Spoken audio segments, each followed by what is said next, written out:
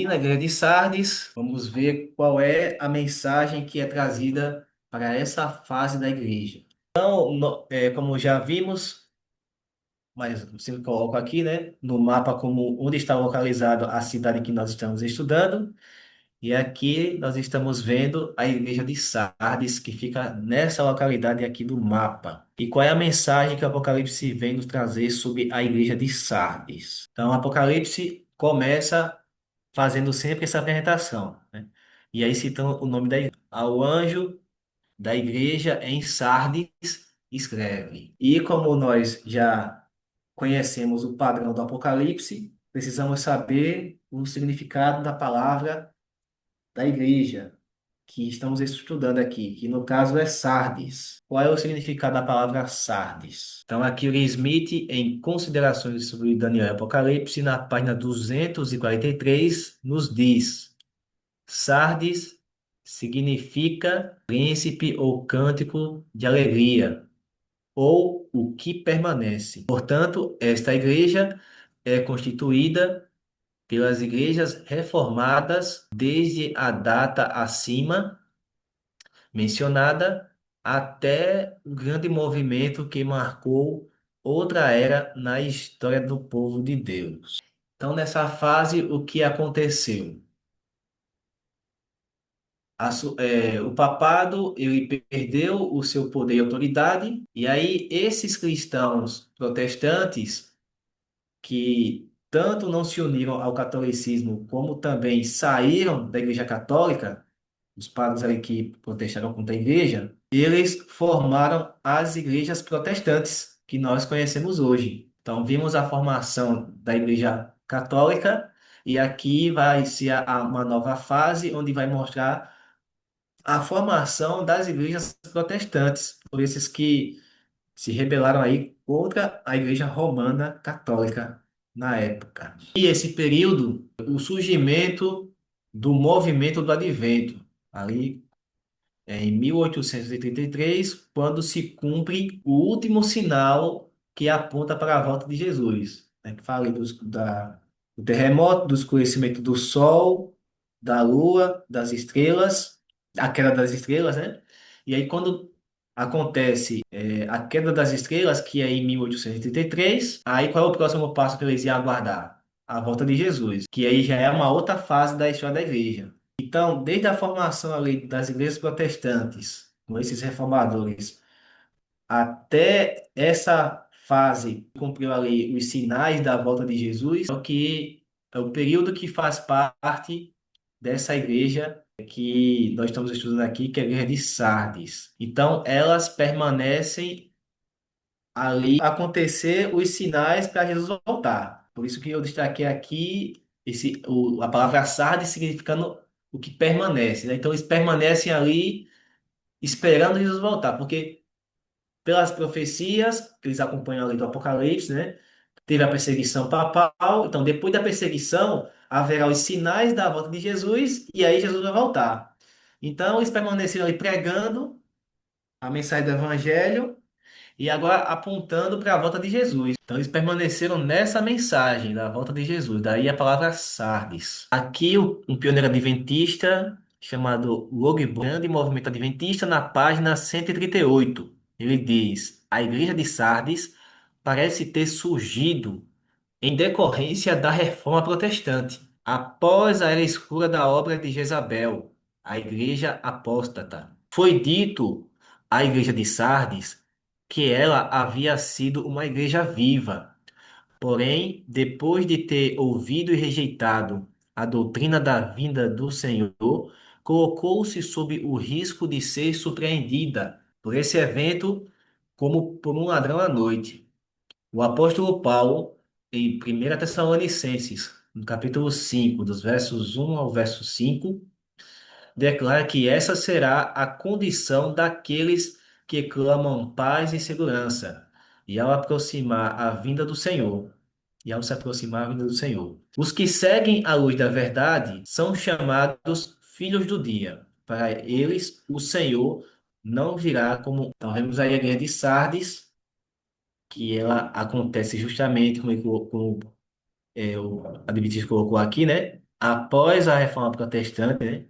Então teve ali essa fase de protestos, né, contra a igreja, e aí após essa fase aí vem surgir a igreja de Sardes. E aí eles haviam anunciado aí a doutrina da vinda do Senhor, porque do que nunca de acordo com os estudos que eles estavam fazendo e os eventos que eles estavam presenciando naquela época. E colocando aqui o nosso quadro profético na linha do tempo, já temos aqui as quatro igrejas que nós já estudamos, e agora a quinta igreja, que é a igreja de Sardes, né, que vai da queda papal em 1698 e vai até 1833 com o último sinal da volta de Jesus, que é o que a mensagem que eles estavam ali pregando após esse momento, né?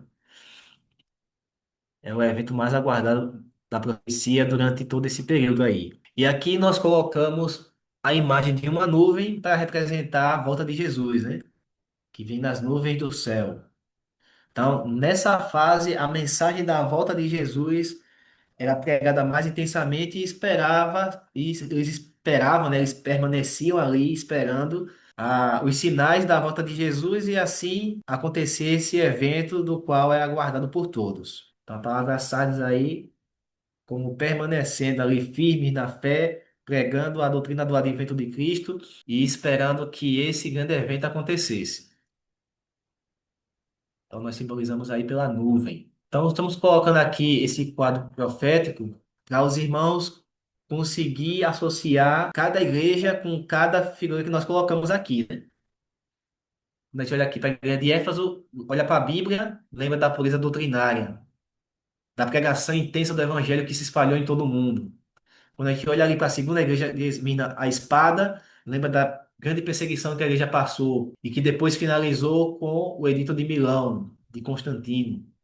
Quando vê a igreja de Pérgamo, olha para a imagem de Constantino, lembra que ele se converteu ao cristianismo. Aí misturou cristianismo com paganismo. E surgiu a igreja romana. E aí, com a formação da igreja romana, a gente olha para a quarta igreja de Tiatira, vê a fogueira, lembra da perseguição. Então, a igreja romana, agora já formada, começa a perseguir aqueles que rejeitam os seus dogmas. E agora, olhando para a quinta igreja, a de Sardes, a nuvem, é uma representação do fim da perseguição papal e agora a pregação da doutrina de Cristo, esperando os sinais da sua volta. Então, a intenção de colocar essas imagens é para a gente ter um resumo da nossa mente aqui em cada fase da história da igreja. Aqui nessas sete igrejas que nós estamos estudando no livro do Apocalipse. E agora vamos avançar para essa quinta igreja, que é a igreja de Sardes, aquela que permanece. Então, é explicado o significado da palavra Sardes e o contexto na história que ela acontece. Aí vamos continuar a leitura do Apocalipse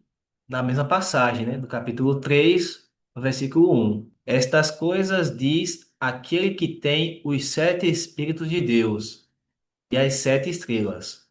Conheço as tuas obras, que tens nome de que vives e...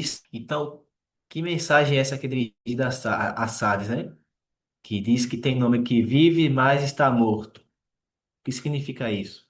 Então, aqui, o Smith, considerações sobre Daniel Apocalipse, na página 443. O grande defeito que o anjo desta igreja a repreende é que tem nome de que vive e está morta, e elevada à posição do ponto de vista mundano, ocupou a igreja nominal durante este período.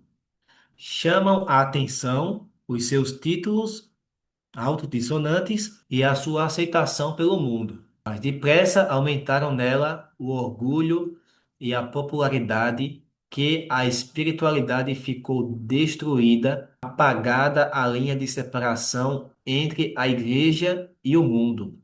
E as organizações populares eram Igreja de Cristo apenas de nome. Então, qual é a repreensão aqui que é feita à Igreja de Sardes? Após a perseguição papal, a igreja ela passou por um esfriamento espiritual. As coisas seculares, o mundanismo, começou a entrar agora nas igrejas protestantes. Então, aqueles protestantes que estavam ali com todo o vigor espiritual durante a perseguição, após a perseguição, eles acontece um adormecimento espiritual, né? Então, eles dizem que estão vivos, mas na verdade eles estão mortos espiritualmente. a secularização entrou nas igrejas, e aí a linha de separação entre a igreja e o mundo, ela diminuiu mais, né? Então, em vez de separar-se do mundo, a igreja estava se unindo ao mundo. E aí, as organizações religiosas das igrejas protestantes, elas vão passar por um processo de corrupção e mundanismo. Então, essa é a repreensão que vem aqui à igreja de Sardes. Aqui, Haskell, no seu livro A História do Vidente de Patmos, na página 75. Ele diz ele, que andava entre suas igrejas e buscava diligentemente por sinais de vida, buscando entre as sete estrelas, que nós vimos, né, representando os líderes das igrejas, a Sardes alegasse ter vida, ela estava morta. Condição estranha. Tão silenciosamente essa vida se perdera que, olhando para trás, para a atividade do passado e orgulhando-se das grandes coisas que o protestantismo havia feito, esta igreja permitiu que os próprios princípios do papado a envolvessem até que sua vida fosse sufocada. Então, aqui, a corrupção da igreja no período de Sardes, aqui representando as igrejas protestantes, elas também não foi só apenas um mundanismo na igreja, mas também uma corrupção nas doutrinas, né? Então, essas igrejas passaram a lado. Então, elas passaram a aceitar doutrinas católicas. E aí a corrupção, que antes era apenas da Igreja Católica, agora passa para essas igrejas. E elas se dizem vivas, mas na verdade elas estão mortas. Elas só têm o nome de cristãos, né? Por isso que foi falado ali por Smith que é uma igreja nominal. Ela se diz viva, mas só tem apenas o nome. Mas na verdade elas estão mortas. E aí, cumprindo a descrição do Apocalipse, né? Que ela se diz viva, mas ela está morta. E aqui no título eu esqueci de falar, né? Que o que caracteriza essa fase, eu coloquei aqui, é uma igreja mundana, né, uma igreja que se corrompeu, né? Aceitando o mundanismo e as doutrinas do papado.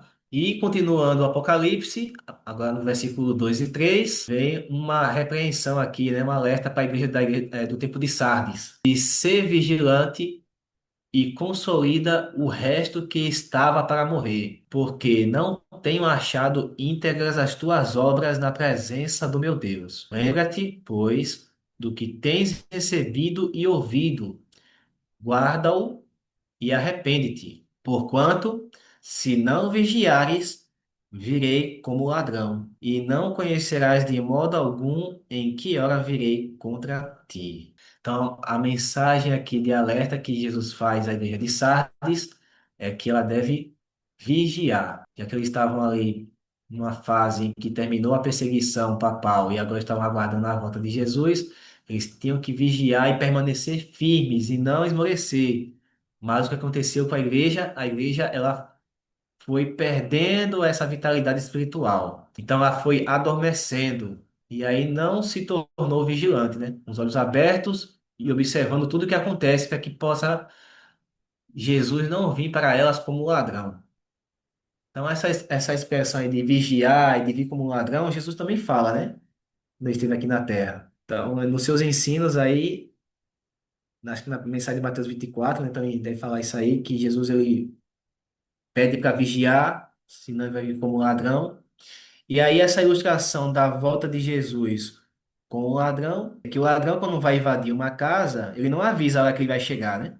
Simplesmente espera os moradores adormecerem e aí ele vem, faz o saqueamento dos bens que tiver na casa e vai embora. Então aqueles que estavam dormindo espiritualmente, Jesus viria para eles como, né?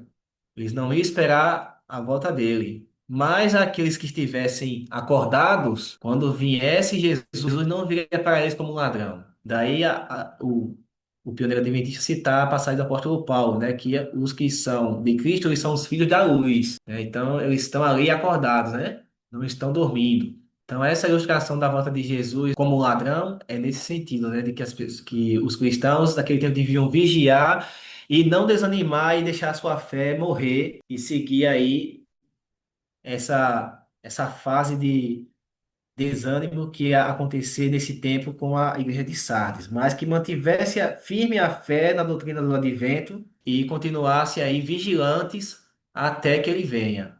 E assim ele não possa aparecer diante deles como um ladrão à noite. E aqui o Smith, considerações sobre Daniel Apocalipse, na página 243. Esta igreja devia ouvir a proclamação da doutrina do segundo advento. Se não vigiares, virei como ladrão. Isto implica que a doutrina do advento seria proclamada e a igreja seria posta sob o dever de vigiar.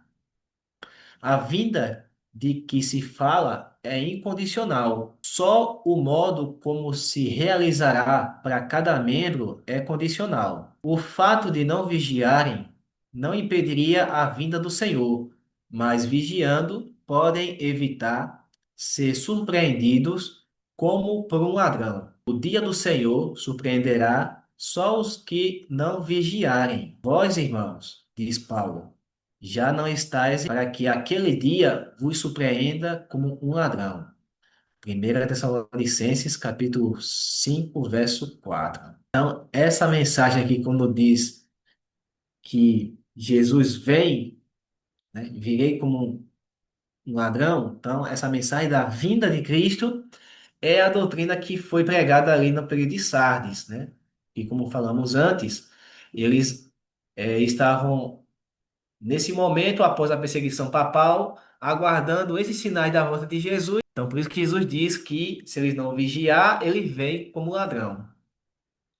Então, a partir dali, a doutrina do advento começou a ser pregada entre os cristãos pelo mundo inteiro, porque quem acompanhou as profecias naquele tempo via que as evidências apontavam, a partir desse momento da Igreja de Sardes, para a segunda vinda de Jesus. E daí vem essa proclamação do advento aqui de várias igrejas em várias partes do mundo. Aqui o outro pioneiro, Logie Borg, o grande movimento adventista, na página 389. Ele diz: a Igreja de Sardes, portanto, ouviu a doutrina da iminente vinda do Senhor. Os que se apegaram aos que tinham ouvido avançaram na verdade ao ser removido o candelabro de ouro e constituíram a igreja de Filadélfia. Então aqui na igreja de Sardes, aqui ele reforçou, né, dizendo que eles ouviram a doutrina da iminente volta de Jesus, né? E aqueles que foram desanimando, dizendo que estava vivo, mas não estavam, né? Aí foi removido deles, ele colocou aqui candelabro, né? Mas nós já vimos a diferença de candelabro para candeeiro, né? Aqui um equívoco, mas que assim há essa mistura mesmo aqui de candelabro e candeeiro. Porque Jesus disse que se não for fiel, ele vai remover o seu candeeiro, né? Então ele falou aqui novamente, aqueles que não avançaram, né? Eles teriam o seu candeeiro removido. E aí que foi nessa fase da igreja de Sardes, ele comenta que a doutrina do segundo advento de Cristo foi tão pregada e ela preparou os crentes para viver essa nova fase da igreja que seria aqui a igreja de Filadélfia, né? Que é a próxima igreja que nós vamos estudar aqui do Apocalipse, que vai suceder essa igreja de Sardes. Então a gente observa aqui um evento, ele está ligado ao outro evento, né? E assim vai se montando a sequência de eventos que acontecem na história da igreja cristã. E aqui, continuando, Apocalipse capítulo 3, verso 4 diz: Tens, contudo, em Sardes, umas poucas pessoas que não contaminaram as suas vestiduras. Então, aqui mostrando que sempre nessas fases da igreja cristã, sempre tem aquelas que são fiéis, né? Aquelas que não se contaminam, que não se desviam da mensagem de Cristo. Aqui o Lee Smith, em considerações sobre Daniel e Apocalipse, na página 243, diz: Em Sardes, umas poucas pessoas, e daquele destaque do Apocalipse. E aí ele comenta, tá? Um período de mundanismo sem paralelo na igreja. Mas, mesmo neste estado de coisas, há alguns cujas vestes não estão contaminadas. Alguns que se mantiveram livres desta influência contaminadora. Então, nessa fase, como também nas outras, dentro do povo de Deus vai existir os fiéis e os infiéis. Então, a advertência para se manter fiel de Jesus Cristo a essas igrejas, que vai ter um grupo de crentes que será fiel à mensagem de Cristo. E aqueles outros que ele faz uma repreensão é aqueles que não vão seguir as instruções de Cristo, né? Então, esses poucos aí que aparecem nessa fase da igreja de Sardes é esses que se mantiveram fiéis, permanecendo ali, pregando a doutrina da iminente volta de Jesus e sendo vigilantes para que Jesus não possam vir até eles como... E continuando, no versículo 4 ainda do capítulo 3 do Apocalipse, fala desses que não se contaminaram, né? E diz que eles andarão de branco junto comigo, diz Jesus, pois são dignos. Então, elas vão trazer aí vestiduras brancas, né? E caminharão junto com Cristo. Então, a Bíblia ela apresenta aí os santos, os fiéis, como sendo aqueles que têm vestiduras brancas, né? Não contaminadas, né? A cor branca representa a pureza. Então, eles não se contaminaram com o mundanismo, com as doutrinas do catolicismo romano, que imperava naquela época, e que invadiu essas igrejas protestantes nessa fase da igreja. E eles se mantiveram ali dignos de terem as vestiduras brancas de Cristo concedida a eles. Aqui o Lee Smith, considerações sobre Daniel Apocalipse, na página 244, comentando esse verso, diz: O Senhor não passa por alto seus filhos em qualquer lugar, por pequeno que seja o seu número. Cristão isolado, sem poderes de comunicar com ninguém que professe a mesma preciosa fé, parece-te que as hostes dos infiéis querem tragar-te? O Senhor não se esqueceu de ti. A multidão dos ímpios que te circunda não pode ser tão grande que te encubra da sua vista. Se mantiveres sem mancha do mal que te rodeia, a sua promessa é segura. Andarás com o Senhor, porque o Cordeiro que está no meio do trono os apacentará, e lhe servirá de guia para as fontes das águas da vida. E Deus limpará de seus olhos toda lágrima. Apocalipse capítulo 7, verso 17. Então, a promessa para aqueles que se manterem fiéis é que eles receberão essas vestiduras brancas e andarão com o Senhor, tendo como seu guia. O versículo 5 fala novamente dessas vestes brancas. O vencedor será assim vestido de vestiduras brancas. Então, as vestiduras brancas representam esse caráter semelhante ao de Cristo. Eles vivenciaram, experimentaram e aplicaram os ensinamentos de Cristo em suas vidas. O que o Smith fala aqui no seu livro, na página 244. O ser vestido de vestes brancas como um símbolo de mudar a iniquidade em justiça. Zacarias, capítulo 3, verso 4 e 5. Tirar-lhe estes vestidos sujos é explicado na linguagem que se segue. Eis que tenho feito como passe de ti a tua iniquidade. O linho fino, ou as vestes brancas, são as justiças dos santos, como é explicado lá em Apocalipse, capítulo 19, verso 8. Então, as práticas de justiça feitas pelos santos os tornam dignos de terem as vestiduras brancas, que fala aqui o Apocalipse. Então, essas obras de justiça que devem ter os fiéis, né?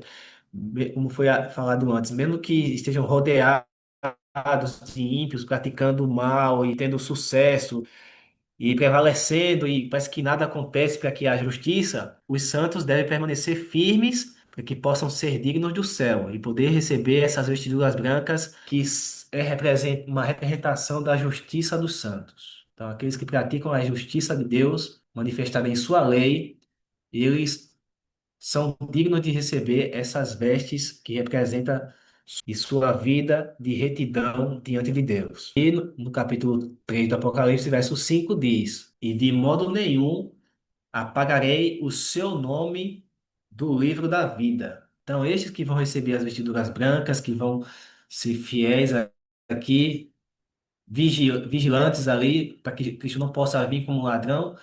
De modo nenhum, Jesus vai apagar os seus nomes no livro da vida. E nós sabemos que o livro da vida, que é apresentado aqui no Apocalipse, é o livro onde contém o nome dos salvos. E aqueles que abandonam a fé e desistem do evangelho ou no meio do caminho se perde na prática de pecados, aí o nome dessa pessoa ela é retirada dessa lista de salvos. Então, aqueles que, ao vencedor, vou falar daqui, aqueles que vencerem em Cristo, eles vão permanecer com seus nomes escritos no livro da vida do Cordeiro. Então, é esse livro que existe lá nos registros do céu, no santuário celestial, e que contém o nome das pessoas que serão salvas. E aí, o livro, quando nós estudamos sobre o juízo, nós sabemos que tem vários livros, né?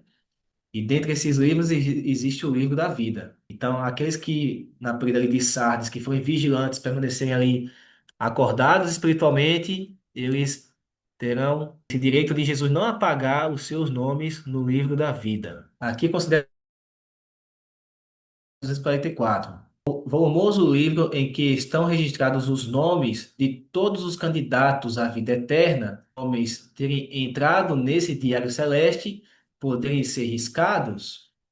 Sim, caso contrário, nunca se daria esta advertência. Então aqui já mostra que não existe essa teologia de que uma vez salvo, sempre salvo, né? Uma vez que se batizou, aceitou a Cristo, entrou na comunidade de crentes, pode fazer o que quiser que está salvo, né? Porque aqui Jesus ele faz uma repreensão, ó. Se vencer, né? Se for fiel, for vigilante, vocês não terão apagados os nomes do livro da vida. Então pode correr o risco de nós perdermos, de nós não temos o nosso nome lá escrito no livro da vida. Então, não é porque aceitou a Cristo que já está salvo, né?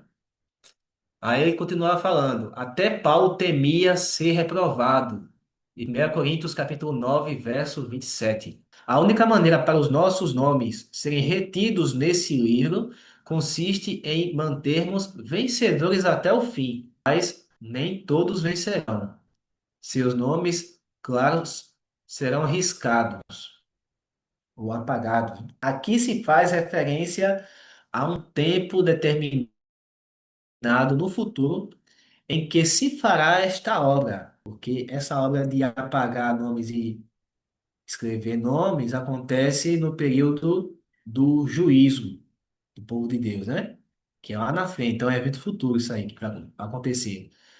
Então, observe que aqui temos um evento que é descrito na Guerra de Sardes, mas ela também faz uma referência a um evento que vai acontecer no futuro. E aí diz: de modo nenhum apagarei o seu nome dos vencedores, o que equivale que ao mesmo tempo apagará o nome dos que não vencerem. Então, aqueles nomes que estão ali escritos como fazendo parte da Igreja de Cristo, os que vencerem vai permanecer com seus nomes lá. Os que perderem não conseguir aí seguir e cumprir a lei de Deus, o Evangelho de Cristo, eles vão ter os seus nomes ali tirados desse livro. Então, essa obra de escrever e apagar nomes, que conhecemos a mensagem do juízo no Santuário Celestial, ela acontece quando cumpre-se a profecia de Daniel, né? Quando, capítulo 7, acho que versículo 14, se eu não me engano, que se assenta ao tribunal e abre-se os livros. E aí começa Deus julgar o mundo. Quando começa a julgar, aí vai pegar o livro da vida, vai ver ali os nomes que estão escritos, os que têm direito de estar lá e os que não têm o direito de estar nesse livro. E aí isso acontece após essa fase da Igreja de Sardes. Mas aqui já faz uma referência a esse evento profético. E aqui na página 244, do Smith fala.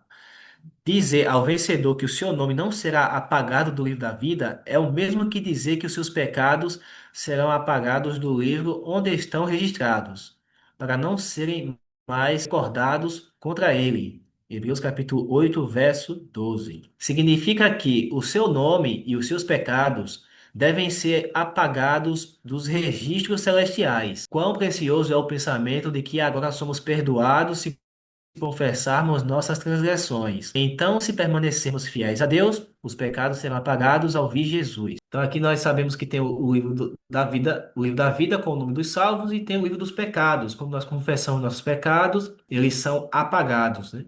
E aí nos tornamos justos diante de Deus. Então, esses que se arrependeram dos seus pecados, confessaram, abandonaram, tiveram os seus pecados apagados dos registros do céu, eles têm direito a ter os seus nomes no livro da vida. E para terminar a mensagem da igreja de Sardes, diz Apocalipse capítulo 3, do verso 5 ao verso 6. Pelo contrário, confessarei o seu nome diante de meu Pai e diante dos seus anjos. Quem tem ouvidos, ouça o que o Espírito diz às igrejas. Então, aí fala de um evento do qual Jesus vai confessar o nome destes, né? Diante do Pai e diante dos anjos. Smith, em considerações sobre Daniel Apocalipse, na página 245, ele fala: Cristo ensinou que, segundo os homens o confessarem ou negarem, ou desprezarem ou honrarem na terra, assim serão confessados ou negados por ele diante de seu Pai que está nos céus e diante de seus anjos. Mateus capítulo 10, verso 32 e 33. Marcos capítulo 8, verso 38 e Lucas capítulo 12, verso 8 e 9. Quem pode medir a honra de serem aprovados diante das hostes celestes? Quem poderá conceber a aventura daquele momento em que hão de ser confessados pelo Senhor da vida diante do Pai, como tendo feito a sua vontade, combatido o bom combate, corrido a carreira, honrado o seu nome diante dos homens e vencido, e cujos nomes são dignos por seus méritos de permanecer imperecíveis, registro da vida para todo sempre. Então, nesse momento que ele confessa ali diante de Deus e dos anjos, né? Acho que remete à continuação desse evento que é o juízo, né, onde os nomes ali serão passados. E terminamos aí a mensagem da igreja de Sardes. E passamos aí para a sexta igreja do Apocalipse, que é a igreja de Filadélfia. E vamos encerrar aqui com a quinta igreja do Apocalipse,